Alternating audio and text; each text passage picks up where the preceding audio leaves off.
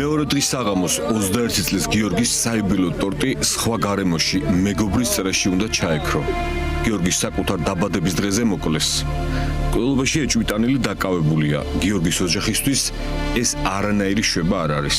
ახალგაზრდა პერსპექტიული სპორტსმენის სიცოცხლე შეწყდა. ყოველდღიურობით გადაღრილმა საზოგადოებამ თბილისში მომხდარი მორიგი მკვლელობა სიმართლე ვთქვათ ჩვეულებრივ ამბად მიიღო. უწფელები რომ იყოთ გულგრილათაც კი გიორგის ხომ ბევრი ჩვენგანი საერთოდ არ იცნობდა. გიორგი ხომ ბევრი ჩვენგანისთვის ახლობელი არ იყო. პირადად ჩემთვის გაუგებარი გარაცკოის საზომით ის ხომ გამოჩენილი ოჯახის შვილი არ იყო, თორემ ვინმე სადმე რაიმე ფორმის ბაღში საპროტესტო აქციასაც მოხოდავდა. მორალს არავის უკითხავ. კითხვა მაქვს მხოლოდ ბოლო-ბოლო რა უნდა მოხდეს ისეთი ამ რუსულ სოფლად გადაქცეულ ერთდროს მართლა ქალაქში, რომ რამე მართლა გულით გააპროტესტოთ.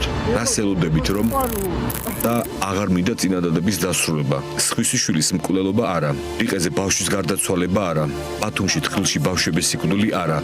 ვაკის პარკის შადრევანში პატარა გოგო არა. დათუნა სარალიძე არა. ქუჩაში დასისხლენებული თაფლით დამტვრეული ხალხი არა. ნაცემი ჟურნალისტები არა. შვილოს რომ დედები მოსტაცეს არა. პოლიტმატიმრები არა. სამსახურიდან გამოყრილი ხალხი არა. ტერორი არა. არავინ არა. არაფერი არა. რა არის ის წერტილი ამბავი მოვლენა, რაც საბოლოოდ მიგახვედრებთ რომ რაღაც დალპადა ყარს. ყარს, რასაც ახლა ივანიშვილის გრუზია ქვია. იფიქრეთ. ფიქრისთვის ძალიან ცოტა დრო არის.